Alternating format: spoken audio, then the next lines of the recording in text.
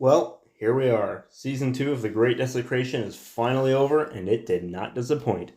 Unless you somehow had any kind of expectations for it as anything other than a parody, of course. I'm pretty sure every time I mention Rings of Power in a video, I say it'll be the last time because I don't think I have that much to contribute to the conversation, and I'm tired of people telling me to shut up since I haven't watched the show myself. And while I strongly disagree with those who deny my right to an opinion based on verified facts, I do admit my lack of ability to give any kind of honest, in-depth review of the show as a whole without having seen it, and thus my reluctance to keep talking about it. And yet, here I am. Most of my videos are made because I find myself talking about something in comment sections 10 times a day, and such is the case with this video. So today, we're going to be looking at the Rings of Power, again, and this time, specifically, the show's controversial treatment of the Orcs. First of all, I'm going to take a bit of time talking about how this series depiction compares to Tolkien's writings, but that's not the main intent of this video, as the dedicated Tolkien nerds have already done that in far more depth than I can. In fact, if you just want to know what Tolkien had to say about orcs, I'd highly recommend the channel In Deep Geek, and I'll link a couple of his recent videos on the subject in the description. But after getting the brief lore discussion out of the way, and offering my own speculation on what orc families looked like, I'm going to be moving beyond what simply makes this a bad adaptation and talk about the writer's approach to their antagonists and whether or not it works from a storytelling perspective. But if you're new to the channel, I'm just thinking out loud here, so if you like my brain vomit, you know where the like and subscribe buttons are. Now without further ado, let's dive into the murky depths of Amazon's dark sea of muddy morals and misguided motives. I don't feel like I should have to say this, but to get this out of the way right off the bat, yes, there are female orcs in Tolkien's Middle-earth, and they do have babies. We know that orcs reproduce just like elves and humans. Tolkien said that they bred after the manner of the Eldar from whom they were created, and he has acknowledged the existence of female orcs and orc children, along with all the essential aspects of orc society we don't see firsthand in the narrative, since all the books show is orc soldiers at war. So the existence of some form of orc families is not in question. Not that I can entirely blame casual fans for believing what Peter Jackson depicted. Perhaps some arguing online watched the scenes in the films of Uruk-hai being dug from pits and assumed, as some in Middle-earth assume of dwarves, that there are no orc women, that they simply spring out of holes in the ground, which is of course ridiculous. However, in my own conversations online, I personally haven't heard anyone arguing that orcs don't have babies. The most common complaint I've heard is simply that in the books they are creatures bred to live for violence and cruelty, with no capability for love or concept of a healthy family unit. The conversation in this particular scene of the show between Daddy Orc and Adar makes it clear the orcs in this story only fought, murdered, raped, and plundered to be able to live in peace with their families, and they follow their current master out of love, though Tolkien made it clear they hated their masters as they only loved war and violence, and even when not under a Dark Lord's control, they would plunder and murder purely for their own pleasure. It's not the biology that people are raising a fuss about, it's the whole implication about their fundamental nature in society. And to be clear, I'm not saying orcs are irredeemable. I've heard many people angry at the show describe orcs as soulless embodiments of pure evil, irredeemable monsters incapable of goodness. And I've also heard those defending the show, or at least defending this particular aspect of it, arguing that Tolkien himself said that orcs were not irredeemable, and thus there is no reason to think they were incapable of love. So who's right? Well, I think both sides have valid points, so let's look to the actual quote in question. They would be Morgoth's greatest sins, abuses of his highest privilege, and would be creatures begotten of sin, and naturally bad. I nearly wrote irredeemably bad, but that would be going too far, because by accepting or tolerating their making, necessary to their actual existence, even orcs would become part of the world, which is God's, and ultimately good. This reminds me of another quote in which he says, "In my story, I do not deal in absolute evil. I do not think there is such a thing, since that is zero. I do not think at any rate any rational being is wholly evil." And from there he goes on to describe Sauron's fall from good, which I think was also horribly mishandled in the show, but that's a topic for another day, as this video is long enough as it is. Let me know if you want me to cover that in a future video. But anyway, Tolkien believed life came from God, and thus must be fundamentally good. But just as Morgoth poured his own malice into the world and gave all life the capacity for evil, his most awful corruptions, the orcs, had all his pure, undistilled hatred of good poured into their souls. So while their life force is sacred and good, they are, as Tolkien said, begotten of sin and naturally bad. See, his point wasn't to argue that orcs were not totally inclined to evil by nature. He just corrected his choice of words because he felt it wasn't his place to weigh in on matters of eternal judgment. Even within his own fictional world, that is the realm of Eru alone. So Tolkien wasn't even necessarily claiming that orc souls are in fact redeemable, merely that it wasn't for him to say, as that is for God alone to decide. All souls come from the flame imperishable, yet another thing the show butchered, and are thus good at their core.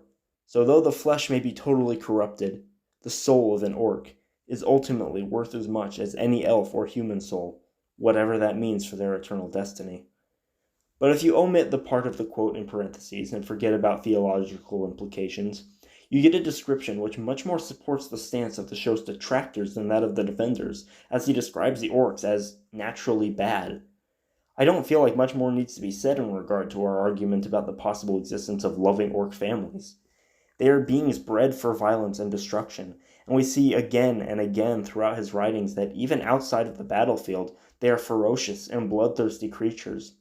When the different groups of orcs are taking the hobbits to Isengard, it doesn't take much for them to turn on each other. In Cirith Ungol, and again on the plains of Gorgoroth, Frodo and Sam take advantage of brutal brawls that break out upon the slightest provocation. Tolkien wrote that orcs hate their own race, that they only cooperate on large scales because they're controlled by the will of a Dark Lord. But when not united against a common enemy, they turn their thirst for killing and hunger for flesh on each other. Does this sound like a race that just wants to settle down and raise a loving family in peace? Melkor bred them like dogs, treating them as weapons more than people, manufactured for one purpose, and even once he was gone, they knew nothing else. Under his control, and later Sauron's, they were efficiently bred and raised like livestock, at no point having any concept of parental love or nurture. They are single-minded machines of war, and little more. The weak are cruelly weeded out as the strong survive by their cruelty. And when not bred under the control of a greater will than their own, when surviving on their own in clans on the fringes of civilization, they still have no capacity for love, having it long since bred out of them. They survive by murder, plunder, and cannibalism, having no skills or instincts beyond those needed for war and destruction, and they reproduce in a less than loving manner, to use words that won't get me demonetized. I imagine the males treat the female like chattel, to put it nicely, and perhaps even that they keep human women captured in raids as slaves for reproduction, and the young, born in essentially litters, must fight and cannibalize each other just to survive to adulthood. With the children forced to grow quickly and learn to survive by their strength, cunning, and cruelty in this horrible world they were born to, any potential for loving or nurturing instincts still remaining in their genetics is extinguished. Now, the details of what I just described are largely inference and speculation, but I believe it's based far more on the lore than what Amazon chose to depict. The truth is, we don't know much about what orc societies and families looked like, and it's up for debate and speculation. However, Amazon's determination to make these monsters sympathetic has led to some very questionable choices in their depiction.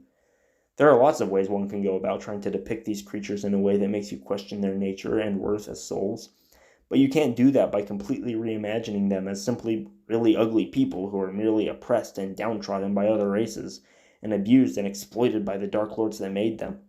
Yes, I do think there is much tragedy to their existence. They are miserable creatures who live horrible lives of violence and slaughter, and are treated as expendable weapons of mass destruction by those ruling over them. It's hard to imagine this horrifying existence without feeling some pity. But thanks to both nature and nurture, they don't know anything more than this life of evil, and they take pleasure in it. They were bred to be aggressive and violent, while also being bred to be so weak of will as to be easily bent to the will of their masters. Honestly, in a way, I find this image of orcs to be far more sympathetic than one in which they seem to possess all the same intelligence, nurturing instincts, and potential for good as humans, yet still choose to be evil mass-murdering monsters.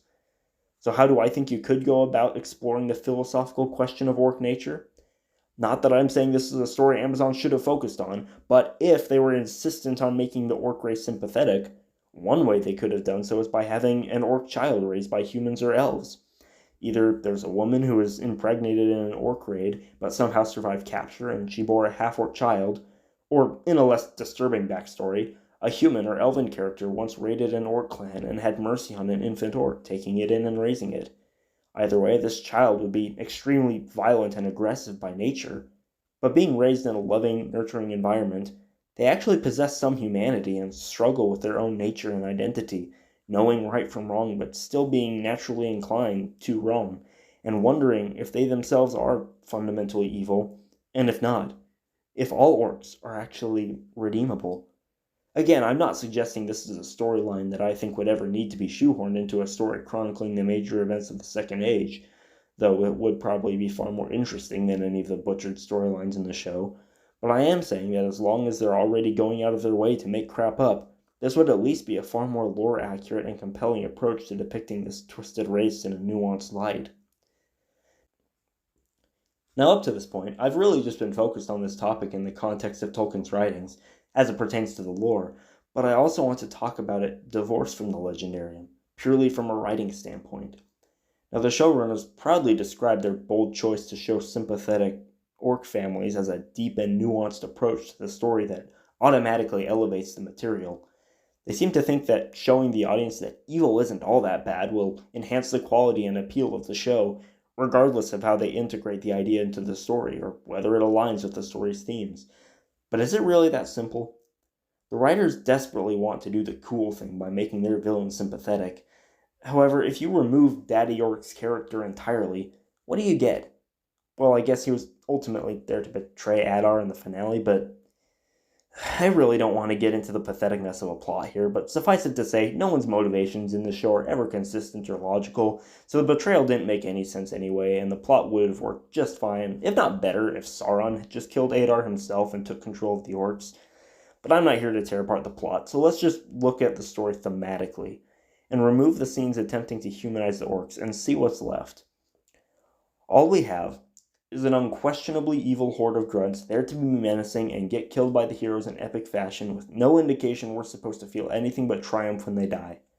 No nuance as to how they're treated in the story, just straight monsters as far as anyone is concerned. So when you add those few scenes that suddenly make them out like loving husbands and fathers, only fighting to protect their home and families, we're not sure how we're supposed to feel as our heroes are constantly slaughtering them. And unless they take their lore retconning to a whole new level, which I honestly wouldn't put past them after certain baffling moments, we know they can't end the show with the heroes realizing they were wrong about the orcs and freeing them from Sauron's abusive control. Even if they did, it wouldn't mean anything because we know they end up under his command again and are eventually wiped out in the end anyway. So while I don't find the show's imagining of orc society to be very accurate to Tolkien's, the real problem from a narrative standpoint isn't the attempt at nuance itself, it's the inconsistency of it. If they fully committed to showing the orcs as a complex society with good traits as well as bad, that could potentially work in the narrative, though it still wouldn't work for an adaptation of Tolkien. I mean, the Warcraft movie, for example, shows a race of orcs in a compelling light as a humanized species with loving families desperately fighting for the survival of their people while manipulated by a greater evil. It can work when done right, but all we get in Rings of Power are a couple lazy scenes with no real impact on the story, and otherwise the orcs are constantly presented as bloodthirsty evil minions we should be scared of and happy to see slaughtered, who the characters have no problem killing, and who regularly act every bit as savage and bloodthirsty as you'd expect. It's unclear what is being said and how we're supposed to feel, because clearly the only thought the writers put into the orcs was, well, we've got our script, but I feel like something's missing. I know, there's just not enough moral ambiguity, which we gotta have because people love that in Game of Thrones. I mean, that's what all the smart, cool writers do now, and everyone's gotta think we're smart and cool too, right? But I don't know how to do that, do you? Doesn't matter, the script's basically done already anyway, so let's just throw in a scene or two about an orc with a family or something so we feel bad for them. Problem solved. The writers had nothing profound to say, and didn't commit hard enough to this new approach to the orcs, and so the attempt at sympathy feels half-baked and out of place in this world and narrative in which it simply doesn't belong. If there's one lesson to take away from this video, it's that morally gray stories and sympathetic villains aren't inherently bad, but lazily shoehorning those things into a story that doesn't need them will not automatically make it better. Moral ambiguity is not inherently a positive in every context. In the hands of a competent writer, it can be a tool to provoke deeper thought on a traditionally simple concept, or make you feel complex emotions for complex characters, or challenge your current ideas or perspectives. But in a story about archetypal forces of good and evil clashing over the fate of the world, we don't need to feel bad for the Dark Lord who was tortured by his evil master and betrayed by his evil henchmen, or the poor orcs who just want to be loved and have a place to call home and be cannibalistic murderers in peace. What is that adding to the story? What is that saying? It only clashes with the themes and feels forced into the story because the writers thought sympathetic villains were necessary to a good story. But storytelling is not that simple. So the piece of wisdom I'll leave you with is this. When crafting a story of any kind, if you ever have a question, just look at Rings of Power to see what they did, and then do the opposite. But that's just my thoughts, and I'd love to hear yours. Jump in the comments and let's keep the conversation going. Until next time, never stay silent.